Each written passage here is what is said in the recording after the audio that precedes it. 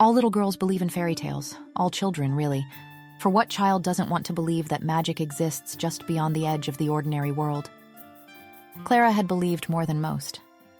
At 12 years old, she'd traveled to a land filled with candy and toys and fallen in love with a handsome king who promised to return for her. Most children grow to learn that there's a line between imagination and delusion. Clara didn't manage to learn it in time. She'd held on to her belief too long, spoken her truth too loudly, until finally, they'd forced her into a place with white walls and barred windows, a place where there were no happy endings. Luckily for Clara, though, her king wasn't done with her, not even close. And on a freezing December morning, 20 years after a 12-year-old girl had promised to wait for him, he was about to remind her exactly what she'd been told to forget, by crashing her wedding. Chapter 1. There were far more people in the church than Clara had expected. After all, today was Christmas Eve, a busy time for everyone, when most families preferred to stay home preparing for the holiday rather than witness the wedding of an unremarkable woman. And Clara was nothing if not unremarkable. She was an old spinster of 32, someone no one had ever imagined would finally get married, least of all after having been to that place. Not everyone knew Clara had spent time in an institution, of course. Her family had been careful to keep the details quiet, but enough people remembered the strange girl she'd been growing up, and she was still seen as the odd one, the cuckoo, poor, mad Clara. So no one had expected her to marry. That's why they'd come, Clara realized, reading the shock on their faces as she'd walked in, half pity, half morbid curiosity. They'd come to witness the spectacle of crazy Clara actually managing to snag a husband. They couldn't quite believe it was happening, and they were about to believe it even less. Because if almost no one had expected Clara to get married on Christmas Eve, then certainly not a single soul could have anticipated that a king would crash through those church doors, kidnap her from the altar, and claim her as his. But we're getting ahead of ourselves. Right now, Clara stood at the end of the aisle, her gloved fingers hooked through the crook of her father's elbow. The cold bit into the skin of her arms, slicing through the thin white gauze of her wedding dress sleeves. "You'll look beautiful," her mother had said, her voice tight. What she'd meant was, "You'll look normal. Please, for once, just look normal." The sea of faces turned toward her looked as stony and cold as the frozen winter morning. Clara tried to take a step and found she couldn't. Her feet had rooted themselves to the ancient stone floor. "Breathe, child," her father murmured, his voice gentler than she'd heard it in years. "Just breathe." She did as he said. Unsteady, shaking, but obedient, always obedient now, she managed to put one foot in front of the other. The wedding march played, though she noted it wasn't played with any real gusto. She was grateful, at least, for the veil covering her face. Better they think she was overcome with bridal emotion rather than drowning in shame. For if she was grateful someone was willingly marrying her despite her being, well, her, the truth was that she didn't think she really loved Philip. Though, given her circumstances, she knew that didn't matter. She walked past a kindly aunt, one who'd always brought her sweets as a child. The woman's eyes brimmed with tears, her voice shaking with emotion as she whispered to her companion, "I'm just so relieved she's found someone normal to take her. He'll keep her grounded." Clara gritted her teeth. The snow always set her on edge, as did Christmas, which was only a day away. When she was a child, she'd loved Christmas, the magic of it, the possibility. But now Christmas and the feeling of snow flurrying around her brought back the worst memories of her life.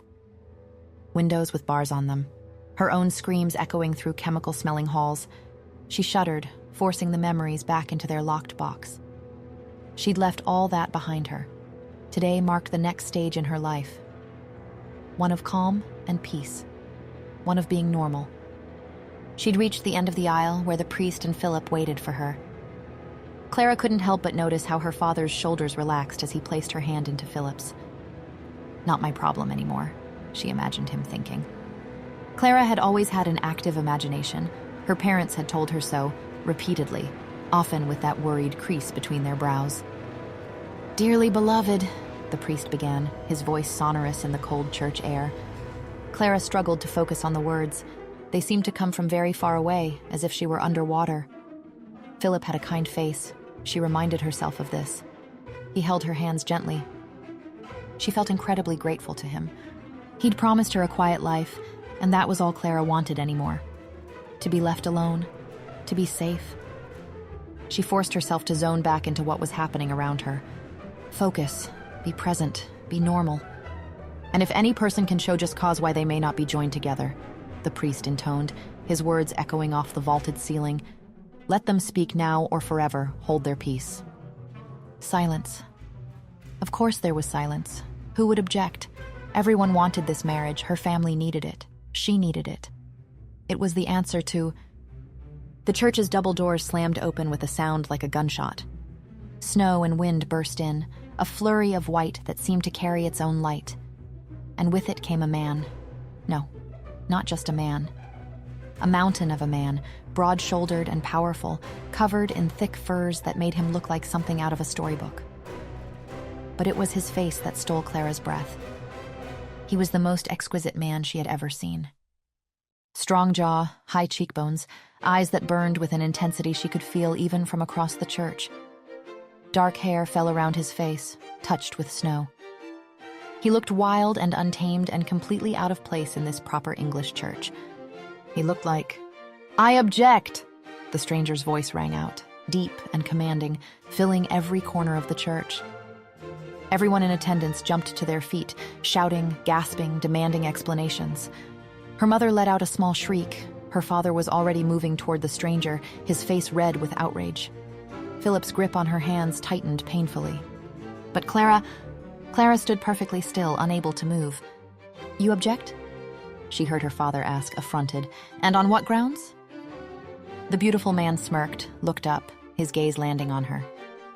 "On the grounds," he said, his eyes never leaving hers, "that Clara already belongs to me." And somewhere, buried deep in that locked box in Clara's mind, a part of her long forgotten screamed, "Yes." Chapter 2. It felt like a dream. Clara knew that uproar filled the church. She could hear the shouting, see mouths opening in shock and outrage, but none of it seemed to touch the stranger. He was striding down the aisle as if the world bent around him to accommodate his passage, and impossibly, the snow still flurried around him as he walked, as if he'd brought winter itself inside the church. Clara felt like there was a thread in her belly, and the other end was tied directly to him, to that man. And with each step he took closer, that thread pulled tighter, reeling her in.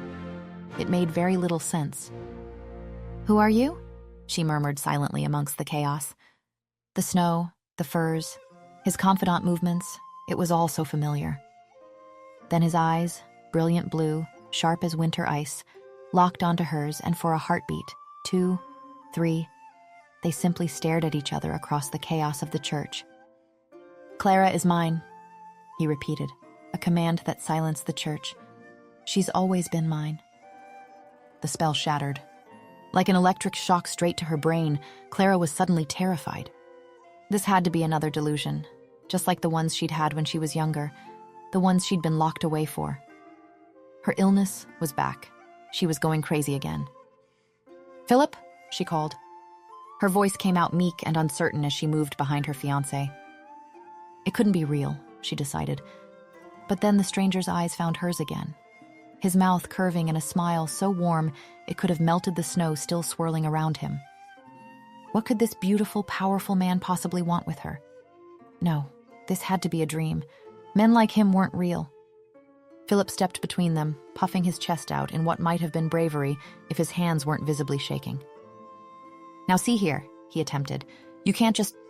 The stranger unsheathed a sword. "Step aside, mouse," he growled through what looked like pointed teeth. Philip practically dove sideways. So now, Clara stood alone, the stranger advancing on her with that same confident stride.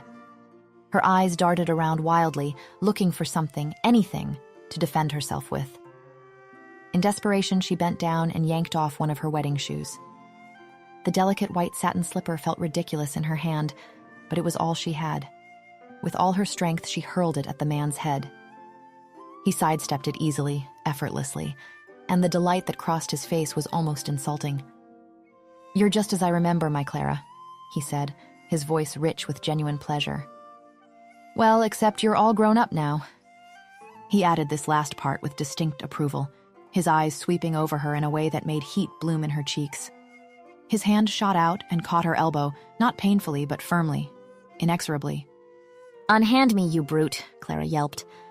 The stranger gave a gravelly laugh that sent shivers down her spine, but not the bad kind, a devilish expression crossing those impossibly handsome features. Clara gulped.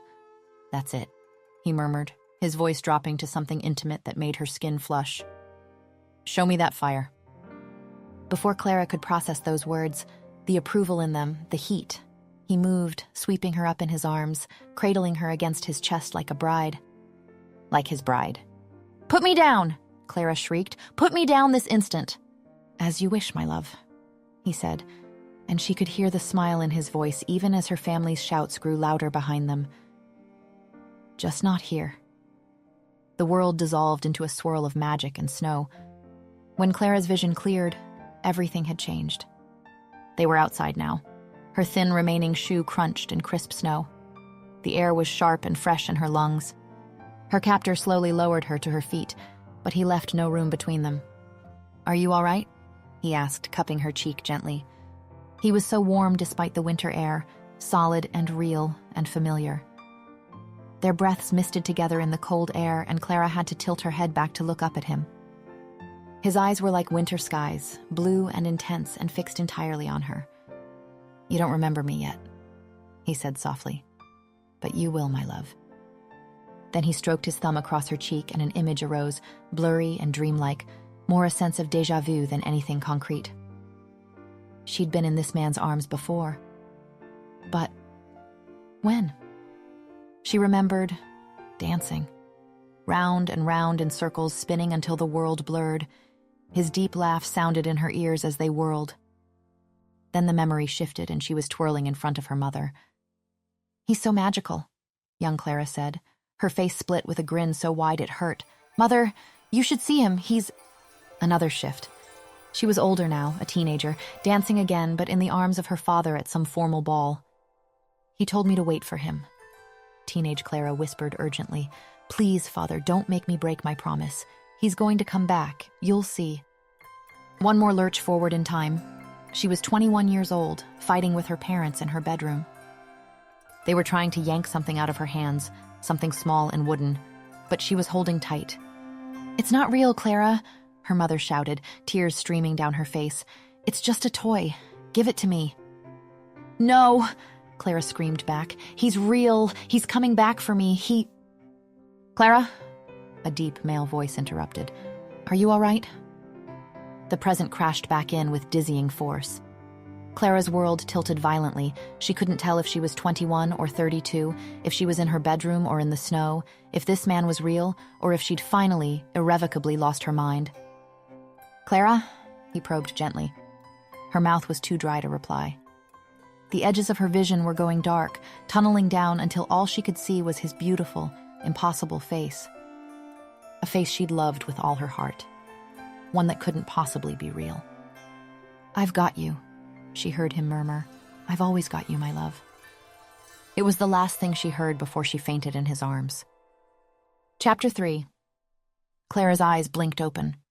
Twinkling snow flurried and settled around her, each flake catching the light like tiny diamonds. She closed her eyes again, certain a dream was still clinging to her consciousness. But when she peeked them open once more, the impossible world around her remained. She pushed herself up to sitting, her mouth dropping open in awe. Giant red and white candy canes towered around her like ancient pillars, each one taller than 3 men standing on each other's shoulders. And despite the snow glittering like icing on a wedding cake, she wasn't cold. She poked her tongue out and giggled in disbelief when she caught a falling flake. It was sweet. It was icing sugar. Rising unsteadily to her feet, she took in more of her surroundings. Around her stood rows of toys. Miniature toy soldiers with rosy cheeks, mechanical dancers, gingerbread men with gumdrop buttons. Then she saw him, the man who'd taken her. The icing sugar snow settled in his dark hair, and she thought, he looks good enough to eat, before remembering he'd taken her here against her will. Much more important information. "What's happening?" Clara asked him, taking a cautious step back. "Where have you taken me?" Seeing her retreat, the man pouted and stopped in his tracks. "You've been here before," he said, his voice gentle but certain. "In my cursed realm, you were 12 and you promised that you'd wait for me." Clara almost choked. "That doesn't make any sense," she said. "And even if it were true, you can't very well expect a 12-year-old to keep their promise." His mouth curved into a smile that made her stomach flip. "You were quite adamant, Clara. Of course I believed you." He paused, adding with astounding sincerity, "I'd trust you with my life, even at 12. Clara shook her head, taken aback. He sounded so earnest. "That can't be," she said. "Besides, this place, I'd remember if I'd been here. It is rather memorable." She gestured at the gingerbread men, making her kidnapper snort. "Let me show you around," he said, extending his hand. "Perhaps it will help you remember." He started walking toward her, each step deliberate and unhurried. Clara found herself backing up until her shoulders hit something solid. A candy cane, she realized distantly. "Please, Clara," he asked with eyes that held such hope that Clara found herself smiling before she could think better of it. "Who are you?" she asked, placing her hand in his. "You know who I am," he replied, making her frown. "I don't, actually," she insisted. "That's rather the problem, you see. You say we're mates. You call me Love, yet I don't even know your name." This gave the man pause. He stopped, observed her, cocking his head. "What do you think my name is?" he asked eventually, something playful in the question. Despite everything, the impossibility of this place, the fear still humming under her skin, the complete insanity of her situation, Clara found herself oddly charmed. "Handsome kidnapper?" she joked. His answering laugh was the kind that made her want to hear it again. "I'll take it," he said good-naturedly. "Come on." First, they stopped at a massive gingerbread house. It stood 3 stories tall, with frosting piped along every edge and windows made of clear sugar. "When you were here when you were 12, the man said, "I had to stop you from eating an entire house." It was clearly meant as a joke, but Clara was too astonished to laugh. She stared at the house, trying to find any fragment of memory, any recognition. But nothing came. So her handsome kidnapper pulled her gently onward, through a whole forest made of towering red and white candy canes. "You danced your way through this forest for hours," he said, his thumb absently stroking the back of her hand. Something in Clara softened. She did used to love dancing. "Amazing," she breathed. They walked on, and she found herself relaxing degree by degree. The world around them was so beautiful, so impossible, that it felt easier to simply accept it than to fight against the evidence of her own eyes. And her companion made it feel safe somehow.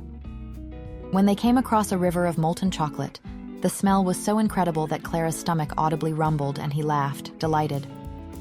"You've not changed too much, my Clara. You almost drowned yourself trying to drink it last time," he joked. Clara found herself laughing too, more relaxed now. "It smells so delicious," she said. "Then allow me," her companion replied.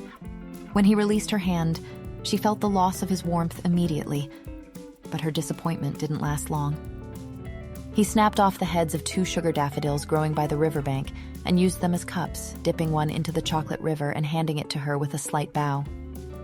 The chocolate was rich and warm and absolutely the most delicious thing Clara had ever tasted. This has to be real, she thought. I can taste it. Eventually, they came to a beautiful fountain made of glittering lilac spun sugar. Water, or something like water, flowed through its elaborate tiers, each drop catching the light like an amethyst. Clara dipped her finger into it and brought it to her lips. The sugar tasted like plums, sweet and tart and perfect. When she turned to look at her companion, she found him watching her intently as she sucked the treat from her finger. She blushed instantly under his gaze. "Don't be embarrassed," he laughed. "You're free to taste anything you'd like." He reached out slowly, giving her time to pull away if she wanted. She didn't. With his thumb, he caught a bit of spun sugar from her bottom lip and brought it to his own mouth. His eyes never left hers. Clara thought she might melt into the fountain. "Is this real?" she breathed. "Are you real?" "Real? Yes," he said, "but under a curse." He gestured to the sugar wonderland around them. "This whole realm is trapped under it. It's why I couldn't come find you sooner." Clara blinked. She didn't feel like a prisoner. In fact, she felt more like her true self than she had in months, maybe years. It's just, being with you, it feels so... She searched for her words. So easy, so right, like I've known you forever. She stared at him, really looked at him. The blue eyes, the dark hair with snow melting in it, the way he called her his Clara. A flash of memory, brief but vivid, surfaced. She was smaller, younger, her hand tiny in his much larger one, looking up at him with complete trust, him patting her head warmly, smiling down at her. "Your name," she murmured. "It's Soren, isn't it? Your name is Soren." His face transformed, that brilliant smile breaking across his features like sunrise. "Yes," he whispered, sounding so relieved that it made Clara's chest tight. "Yes, it is." Clara wanted to cry, caught in a whirlwind of emotions. "And I do know you, don't I?" she asked, searching his expression. "Somehow I know you." "You do." Soren reached for her hand again, cradling it between both of his. "And there's more you need to know." Clara's heart began to race as he went on, growing serious. "If it feels this way, so easy, so right between us, it's because of what we are to each other." "And what is that?" Clara asked, confused. "In my true form, I'm not just a man," Soren said. "I'm a shifter, a wolf." He paused, his eyes searching hers. "A king." "A king?" Clara repeated, bewildered, but he just went on as if that detail was inconsequential. "My kind all have soulmates, Clara. Fated mates that complete us, that we're bound to across time and distance and even death." He lifted her hand to his lips. "And you are mine, my destined mate," he said, the words heavy with meaning. "Clara, you're the only one who can break my curse." Just at that moment, the ground around them quaked violently. The fountain shattered, covering them both in sticky spun sugar and plum-flavored water. Soren was on his feet in an instant, his sword already drawn. "They've found us." Clara looked up and yelped. Pouring from between the candy canes, emerging from behind gingerbread houses, swarming from every direction were mice. Their eyes glowed red in the candy-colored light, and before Clara's horrified eyes, one of them began to change, its body stretching and twisting, until a man stood where the creature had been. "This mouse just turned into a human!" she screamed uselessly. "Yes," Soren nodded. "They're shifters too, except they turn into mice, not wolves." Clara gaped. This couldn't be happening. This sounded like a bad joke, or a children's story. But no matter what it sounded like, the mice were still coming. Chapter 4. The mouse horde paused, as if waiting for something. Clara held her breath. Beside her, she could hear Soren's ragged breathing, feel the tension radiating from his body. The mouse who had shifted into male form threw back his head and shouted, "Grab the girl!" Chaos descended. Soren's growl of rage was inhuman, and then it became actually inhuman as he transformed before her eyes. His body stretched and reformed, bones cracking and muscle rippling, until a magnificent black wolf stood where the man had been. His fur was stark against the sugar snow, his teeth bared in a snarl that promised violence. But mice were everywhere, swirling like a storm around them. Clara stumbled backward as Soren threw back his head and howled, a sound so primal and commanding that it seemed to shake the very air. In response, a horde of his own appeared. Toy soldiers, hundreds of them, marched into the fray with their shiny bayonets raised and their painted faces set in determined expressions. They might have been small, but they moved with deadly precision. In her heart, Clara knew she should be terrified. After all, the mice were after her. But Soren was a vicious protector, and now, with the aid of the toy soldiers, no mouse was getting anywhere near her. She stood in the center of a protective circle, chest heaving, watching the battle unfold. Soren and the toy soldiers were clearly the more effective warriors. They tore every mouse down with brutal efficiency. However, there were just so many mice. No matter how many fell, more kept coming, pouring from the candy cane forest like an endless tide. Clara gritted her teeth, growing increasingly frustrated. A mouse slipped through a gap in the toy soldier barrier. The painted warriors didn't notice it streaking toward Clara, its red eyes fixed on her with hungry intent. Clara stumbled backward and fell, her hand landing on something cold and metal. Soren's discarded sword. She scrambled to her feet, barely able to lift the weight of it.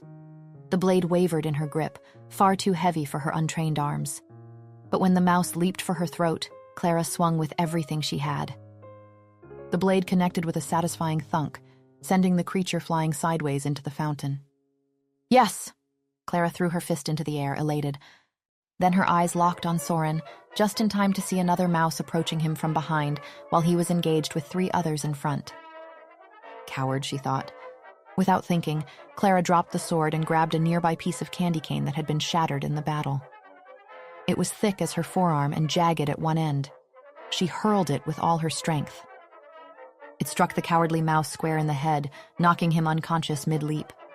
Soren noticed the mouse fall behind him, then spotted the candy cane piece.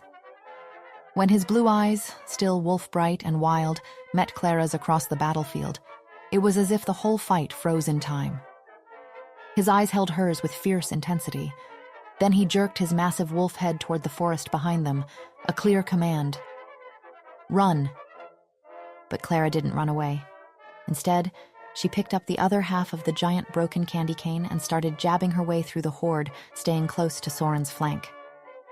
He trusted her to keep up, to protect his blind spots, and Clara found herself rising to meet that trust. She felt alive in a way she hadn't for years, maybe ever. The wolf Soren fought beside her, his powerful jaws snapping, his claws tearing through the mouse army. Together they carved a path through the swarm. Then they ran, through the candy cane forest, Clara's bare feet crunching on sugar snow. Behind them, the mouse army gave chase, their squeals echoing through the striped pillars. But finally, they burst through the forest and came to a giant castle. It rose from the sugar snow like something from a storybook, all spires and turrets made of what looked like hardened caramel, with windows of spun sugar catching the fading light. They ran through the open gate. The moment they crossed the threshold, an iron portcullis dropped behind them with a resounding clang. Clara leaned against the castle wall to catch her breath. Her heart hammered against her ribs. Her wedding dress was torn and stained. She'd lost her remaining shoes somewhere in the forest. And she'd never felt more herself. Beside her, the great black wolf panted heavily, his tongue lolling. His blue eyes, so unmistakably Soren's even in this form, watched her with concern and pride. Chapter 5. Inside the castle, Clara stood before a fireplace so enormous she could have walked into it without ducking. Soren had disappeared briefly after they'd entered, the wolf vanishing behind a carved sugar door. When he emerged moments later, he was human again, dressed in simple clothes. He guided her to a plush velvet chair near the hearth and knelt before her, procuring a small basin of water and clean cotton. He dampened one piece and brought it to the scratch on her cheek. This close, she could see flecks of silver in his blue eyes, and it did things to her, ignited a fire within her heart she'd thought long extinguished. "I was a fool, Clara," Soren said quietly, almost ruefully. "I live by duty and honor. Foolishly, I always expected others to do the same." He dabbed at her cheek again, his movements careful and precise. "Centuries ago, there was a princess in a neighboring kingdom. Perlipat was her name. She was beautiful beyond measure, but vain and cruel in equal proportion." His jaw tightened. Soren brought her to stand before an enormous portrait hanging above a side entrance. Clara stared up at the woman depicted there. She was breathtakingly beautiful. Golden hair, perfect features, elaborate gown. "That's her," Soren said quietly. "Princess Perlipat, the one who cursed me." Clara studied the portrait, that cold, beautiful face. "And you kept her portrait in your castle?" she asked, raising an eyebrow. "I like to throw darts at it," Soren replied seriously, making her laugh before continuing. "She committed crimes against the Mouse Queen, killed her children in a fit of spite over some petty slight. They'd broken her Nutcracker toy, so the Mouse Queen transformed her into one, half-human, half-deformed Nutcracker. Hideous." Clara found herself leaning forward slightly. Perlipat's father was desperate. He sent word to every kingdom begging for help. The curse could only be broken by someone who truly loved her, who would marry her despite what she'd become. Soren set down the cotton and met Clara's eyes. "I was young, idealistic. I believed in the power of duty and honor above all else. I thought I thought my commitment would be enough. That offering myself in service to break an unjust curse would count as the love required. But it didn't? Clara asked softly. No. Soren's expression grew bitter. When the moment came, when I stood at the altar ready to fulfill my promise, she refused me. For the curse had already started to lift due to my commitment, you see. She said I was half-beast, and that she would never bind herself to someone so beneath her. Clara's breath caught. But if the curse was breaking, she began. It was half broken, Soren said. The magic was unstable, and it fell onto me, onto my entire kingdom.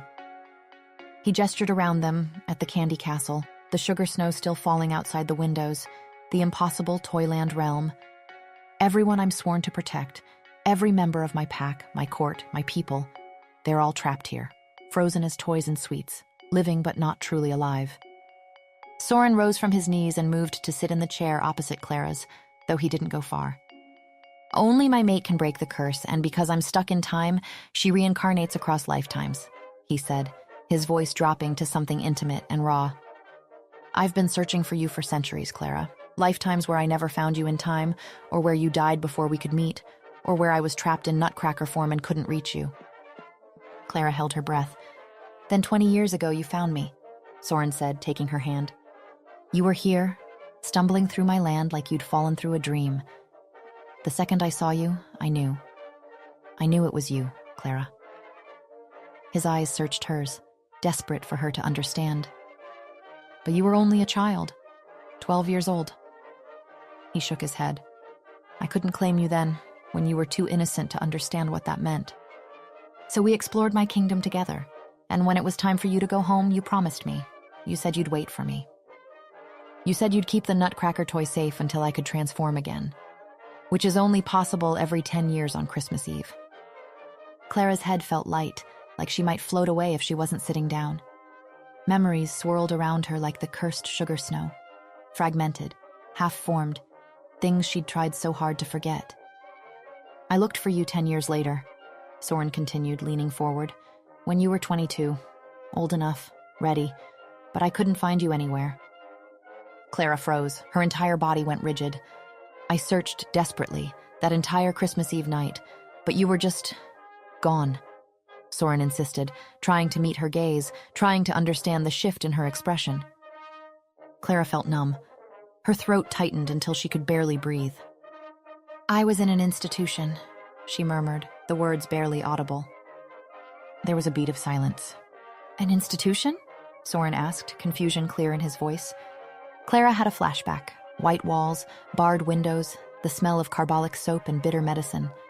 The sound of her own voice, hoarse from screaming that it was all real, that Soren was real, that she wasn't crazy.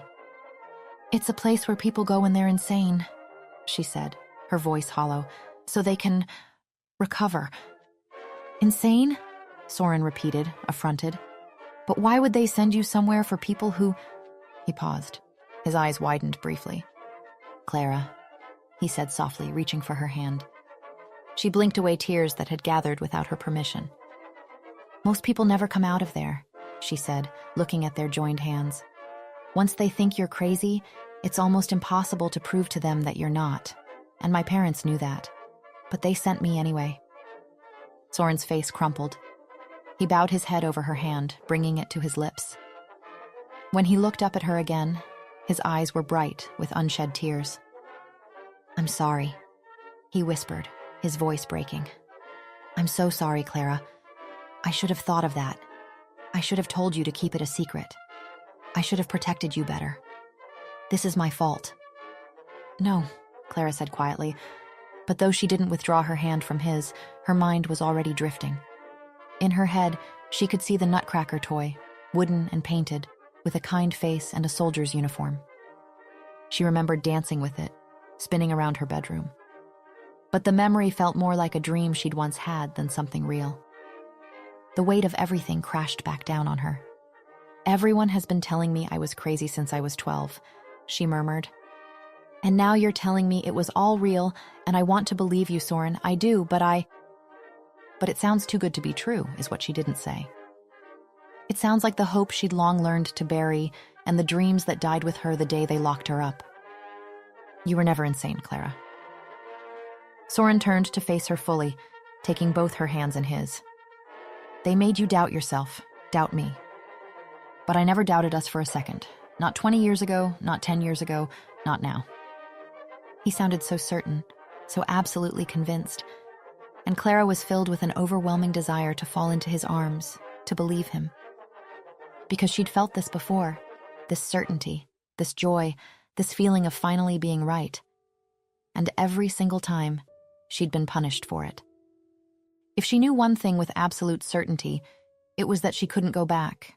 She couldn't go back to her parents' rejection, to the doctor's judgment, the days of isolation in dark rooms. She would rather die than go back. And this feeling of rightness, of love, this was exactly the kind of delusion that would send her back. I can't, Clara pulled away, wrapping her arms around herself. Soren, this is a breakdown, and even if it isn't... She interrupted herself, really wishing it wasn't, that it was all real. I'm getting married, she said in a weak voice. I have a life. Soren's expression shifted to urgent desperation. When Clara actually yanked her fingers from his grasp, when he felt her slipping away, the words burst out of him without thought. Clara, your fiancé's lying to you. Clara's breath caught. What? She asked. Panic flooded her system, real, visceral panic that made her hands shake and her vision narrow. Why would you say that to me? She asked, backing away. Philip is a good man. My parents were so relieved when he asked me, an old spinster, to marry. He's the Mouse King, Soren interrupted, looking immediately like he regretted it. There was a pause. The Mouse King? Clara squeaked, feeling dizzy. She moved away from Soren, pacing the grand hall, clutching at her hair. This was it. This was her mind finally, completely shattering. My fiancé is a Mouse King? She gasped, her heart rate painful. And my Nutcracker toy can turn into a man who can turn into a wolf, who's loved me for decades. I know it seems like a lot, Soren attempted. This can't be happening again. She gasped out, her chest tight. I need to wake up. I need to snap out of it. Tears began streaming down her face. I can't go back there. I won't be locked away again. Soren caught her by the shoulders, holding her steady, forcing her to look at him. You're not going anywhere. He spoke each word distinctly, willing her to hear him. You're not crazy, Clara. You're not broken. Clara pretty much melted in his grip, sobbing. You say that? But how could I be the mate of a king? Me, the problem child who sees things that aren't there? You are everything, Soren said, and the devastation in his voice nearly broke her. You are brave and fierce and true. You are my mate, my Clara. She wanted to believe him. She'd never wanted anything more in her entire life. And that's how she knew it couldn't be true. They'd warned her against it. The relapse, the comforting alternative of the delusion, so much more appealing than her reality. Let me go, she whispered, her voice breaking. Please, you have to let me go. Soren's face crumbled. His expression was raw, unguarded, pure heartbreak written across every line of his face. I don't know how to convince you, he said, his voice barely above a whisper. I don't know what else to say. Not when everything I come up with seems to cause you more pain. The sight of Soren so heartbroken before her made Clara sob even harder. This was the kind of love she would never truly know, because love like this didn't exist. And if she let herself believe it, if she let herself have this happiness even for a moment, the fall would destroy her completely when reality came crashing back in. Better to protect her heart now. I'm sorry, she choked out. Clara felt the world tilt. Darkness rushed in at the edges of her vision. The last thing she felt was Soren catching her as she collapsed. Chapter 6. When Clara's eyes peeled open again, she half expected to see Soren's concerned face hovering over hers. Instead, she saw familiar floral wallpaper, pale pink roses on cream, faded with age. She was in her own bed, in her childhood bedroom at her parents' house. Snow fell gently outside, each flake drifting past the window like a whisper. Then Philip was at her side, taking her hand. The touch was familiar, practiced. but her heart wished desperately it was another hand offering comfort. "What happened?" Clara's voice came out croaky, rough. "You fainted at the wedding, darling?" Philip explained. "The stress of it all, I suspect. Don't fret, though. We've postponed the ceremony to tomorrow. Well, to later today, technically. Christmas Day." He smiled what Clara thought was meant to be reassuring, but a voice at the back of her mind, that dangerous voice she'd learned to silence, niggled that the smile didn't quite reach his eyes. Unable to fully trust her own judgment, Clara simply nodded and settled back into her pillow as Philip left to let her rest. Alone, Clara flipped between two states of mind. She could remember the warmth of the fire, the feeling of Soren's hands on hers. But how could any of it be possible? She'd fainted at her wedding, that much was certain. Everyone had seen it. And fainting could cause vivid dreams, couldn't it? That made sense. She'd had a dream, that's all. The alternative, that she'd actually been kidnapped to a magical realm by a wolf-shifter king who claimed she was his soulmate, that was insane. A knock at her bedroom door made Clara drop her hands. Her mother entered, carrying a cup of tea on a delicate saucer. "Here, darling, for your nerves," she said, handing her the cup. "How are you feeling?" Clara knew she had to choose her words carefully. "A little confused," she said. Her mother nodded, biting her bottom lip, a nervous habit Clara had inherited. "That's to be expected. It's essential you rest. The wedding is later today and we need you well." Clara stared down at her tea, watching steam curl up from the surface. "Mom, when I was little," she hesitated, "what made you think it was a good idea to lock me up in that place?" Her mother tensed. "Honey, we talked about this," she began. "No, we haven't," Clara said. "Not since I came out. And when I came out, everything from before was blurry, including the very reason why I was locked up to begin with." "I wish you wouldn't say it like that," her mother said, looking away. "Like what?" Clara frowned. "Locked up," her mother repeated. "You make it sound so medieval, gloomy." Clara held back a scoff. It had been gloomy, to say the least. It had been terrifying, isolating. "So why did you send me there?" she said softly. Her mother's face crumpled slightly. She sat on the edge of Clara's bed, setting down the tea. "You were 12 when it started. That Christmas when you received the Nutcracker toy." Her mother's voice grew distant with memory. "At first we thought it was just imagination. You'd always had such a vivid one. But then you started insisting he was real, that you'd traveled to a magical kingdom." Clara's breath caught. Flashes of memory, not dreams but memories, flickered through her mind. "You wouldn't let go of that toy," her mother continued. "You slept with it, ate with it, talked to it for hours. And when we tried to suggest it was just pretend, you became distressed. By the time you were 15, you were still waiting for him, still insisting it was all real. The doctors said it was a break from reality, that if we didn't intervene..." She trailed off, tears in her eyes. "Don't give the Nutcracker another thought," she said finally. "He doctors said stress could trigger relapses." Her eyes pleaded with Clara to understand. Clara forced herself to nod slowly. "You're right," she said quietly. "It seems so foreign now." Relief flooded her mother's features. "What happened to it?" Clara asked, hiding her clenched fists beneath the blanket. "Did you throw it away?" Her mother was clearly taken aback by the question. "It's at your grandmother's old house, I believe." She reached out and took Clara's free hand, squeezing it. "Clara, I'm worried about you. Leave it in the past, darling. Today, your future begins. A good future. A normal one." She patted Clara's hand one more time and left, leaving Clara to swallow grief so profound it made her chest ache. So it was true. She was crazy, had always been crazy. Soren was just a stress-induced hallucination. She should be relieved that she'd so quickly fought off her relapse, relieved that she could still marry Philip. But all she felt was hollow, empty, like something vital had been carved out of her chest. Clara set down her untouched tea and pulled her knees up to her chest, wrapping her arms around them. Tears slipped down her cheeks. She didn't bother wiping them away. And then she heard the doorbell chime downstairs. "Oh, I'm so happy you could join us." She heard her mother's voice, bright and welcoming. "Of course you're welcome to stay in our home." Curious despite her grief, Clara crept out of her bedroom and moved to the top of the stairs. A voice drifted up, cultured, refined, but with an edge like frost. "I wished I could have been at the ceremony, but I was waylaid by the snow," it said. "Thank heavens it's been moved. It's for the best, really. Now I shall see my darling brother say his vows in person." Clara strained to get a glimpse of their mystery guest. She leaned forward, and her footstep made the top step creak.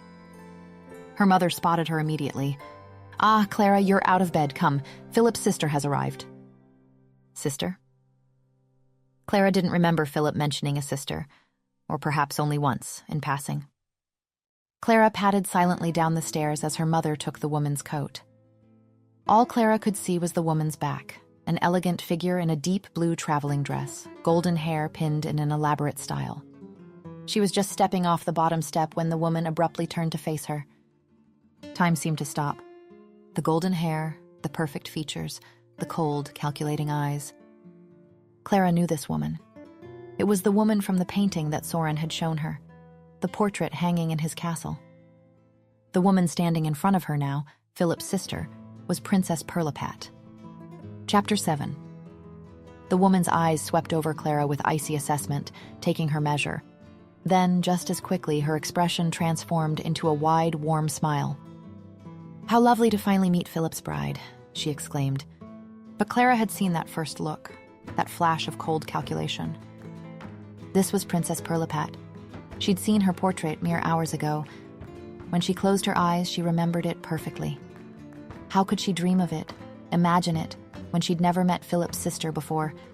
Did that mean... Her heart began to hurt in her chest. Could there be hope? Could Soren be real?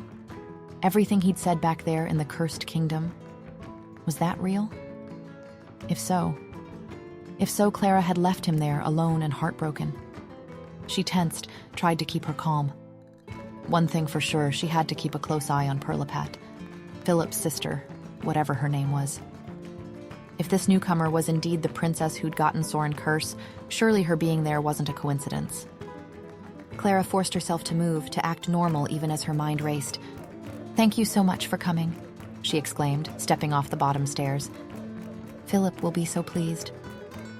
Clara hoped desperately that the princess couldn't sense her thundering heartbeat, couldn't feel how her hands shook.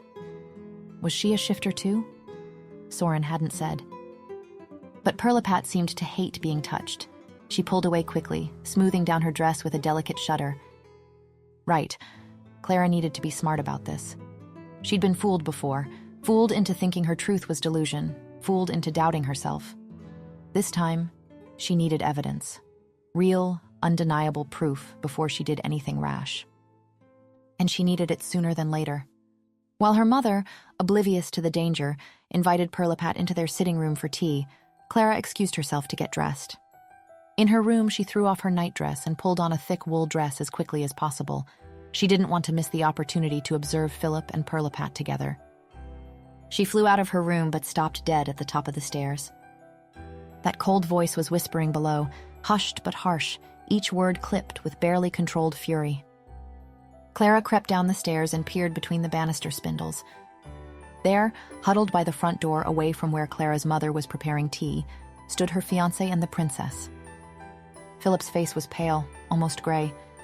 Pirlipat looked furious, her pretty face twisted with rage that made her ugly despite her perfect features. "Incompetent fool," Pirlipat hissed.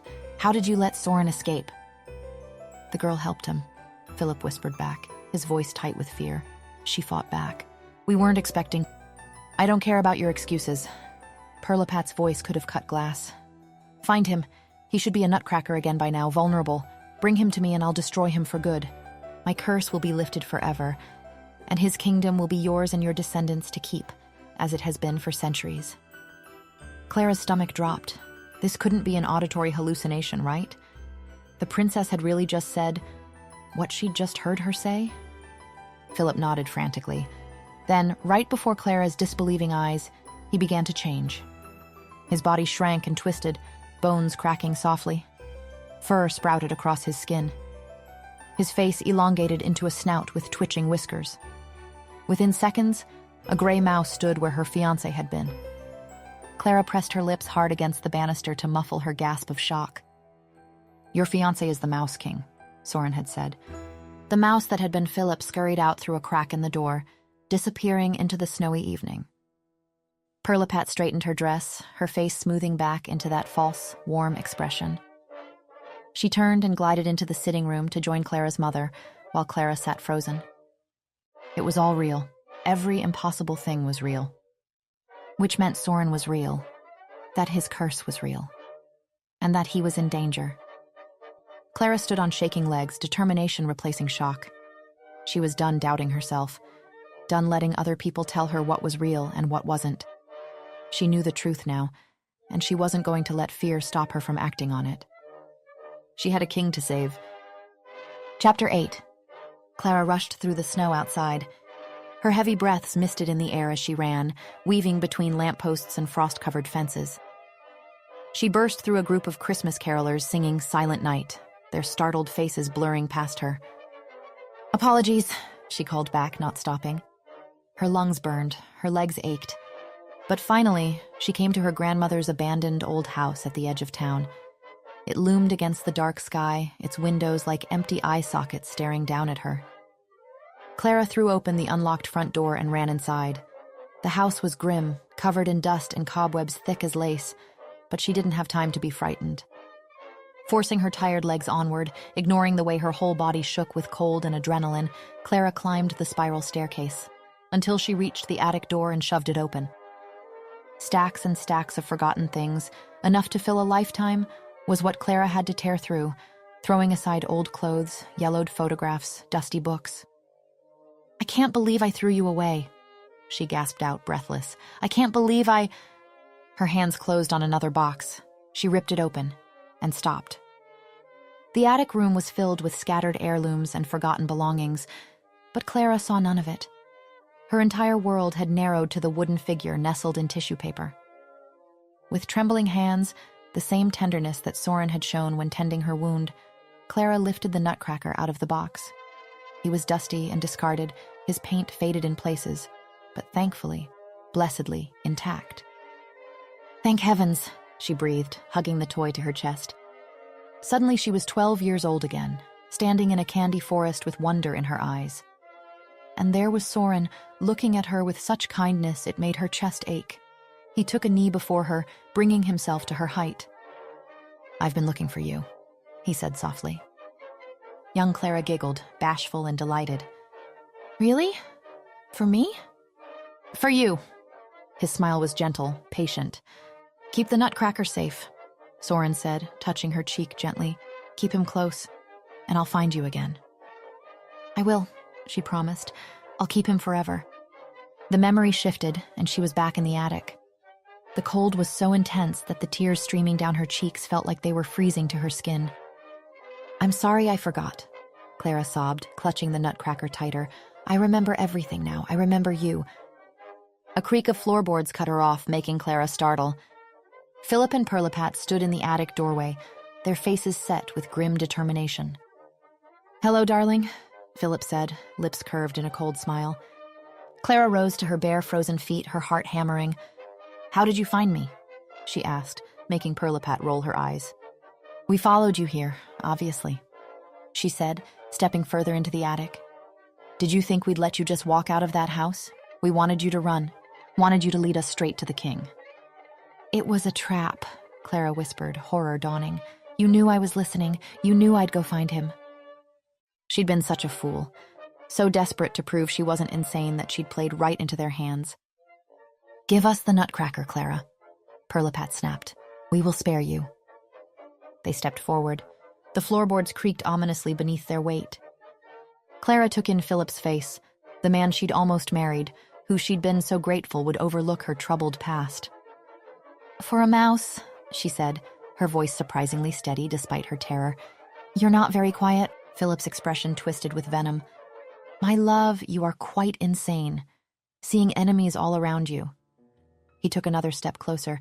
"Come with me now while you still can, before you hurt yourself." The implication was clear.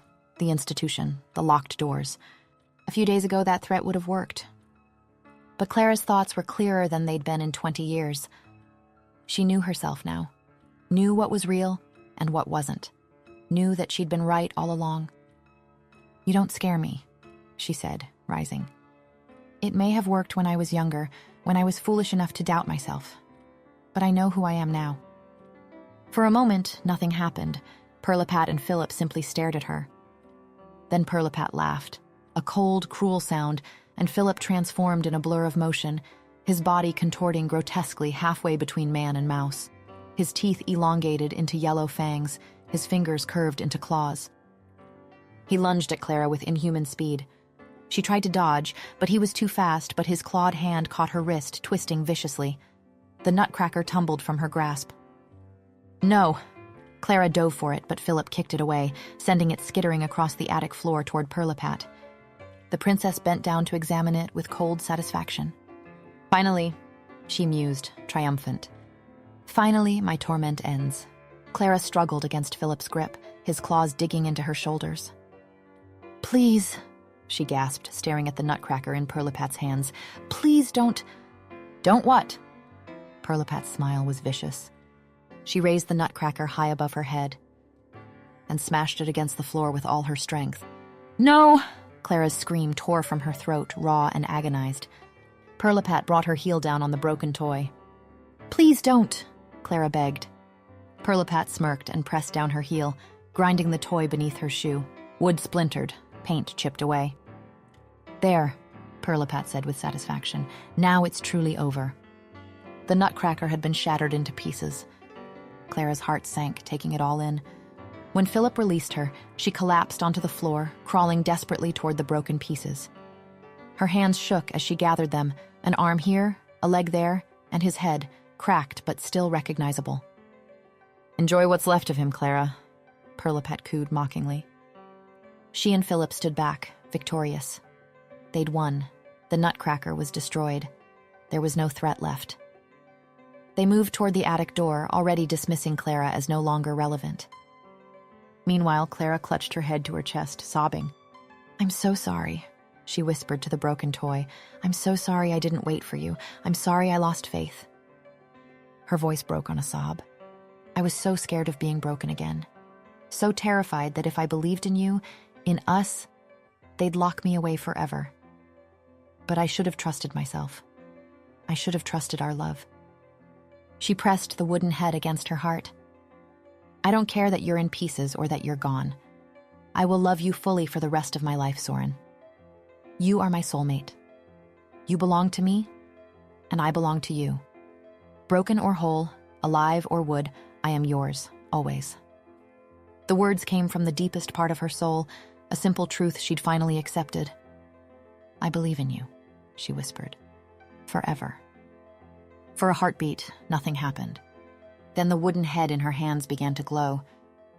Light burst from the broken pieces. Brilliant, blinding, beautiful.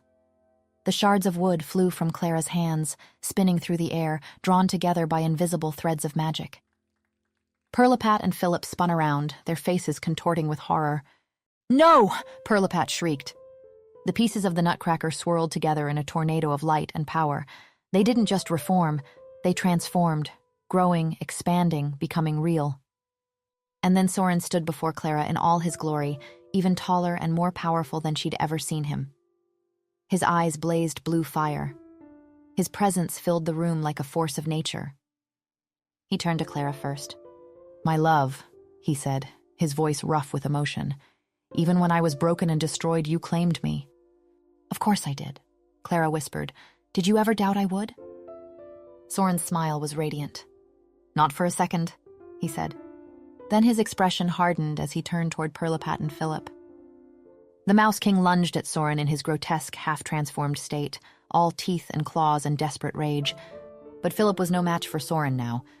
The fight was brief and brutal. Soren moved with devastating precision. Within seconds, he had Philip by the throat. Clara heard his body hit the snow-covered ground far below with a sickening final thud. Then an ungodly scream filled the attic. Clara and Soren both turned to see Pirlipat transforming, but not into a mouse, into something far worse. Her skin was hardening, turning brown and grainy. Wood. She was becoming wood. Her beautiful features froze in an expression of terror and rage as her flesh solidified into carved lines. The curse was returning to its original host. "My king!" Pirlipat gasped, her voice strangled as her throat began to stiffen. "Help me, please." But Soren regarded the cursed princess with cool detachment. He'd learned his lesson about misplaced honor. "You made your choice centuries ago," he said quietly. "Now live with it." Pirlipat's screams were cut off as her lips solidified into painted wood. Her eyes went glassy and fixed. Her body locked into the rigid pose of a disproportioned, horrifying Nutcracker doll. Clara fell to the floor, the world spinning. The curse was complete. The circle was closed. "My Clara," she heard Soren say. "The curse is broken and the world needs to rearrange itself. But fear not. I shall find you when it is done. No matter what happens, you are mine. And I am yours." She heard him say that, and then Clara knew nothing more. Epilogue.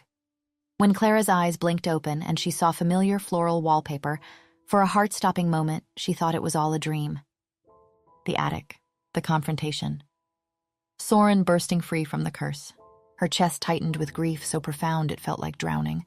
But then she heard a commotion downstairs that pulled her from her moment of despair. Voices, her mother's, high and fluttering with nervousness. And then words that made Clara's breath catch. "Your Majesty, we're honored by your presence. It's been so long since we've heard anything from your kingdom." "Your Majesty." This time Clara didn't creep down the stairs with her heart in her throat. She ran. Not caring that she was in her nightdress, hair wild and uncombed, Clara flew down the staircase. But she stopped short at the bottom step when she caught sight of him. Soren stood in her family's modest parlor, and he was magnificent.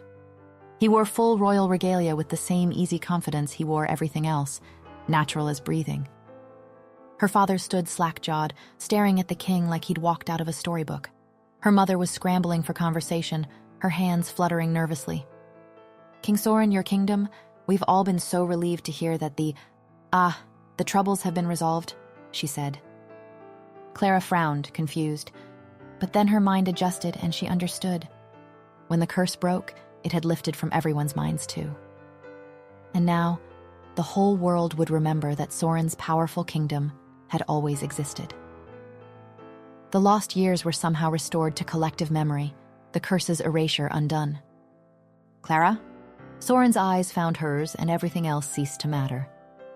Clara's mother's mouth opened as if to offer some reproach for Clara appearing before royalty in her nightgown, but the sheer radiance of Soren's expression stopped her short. Pure joy blazed across his features, unguarded, overwhelming, beautiful.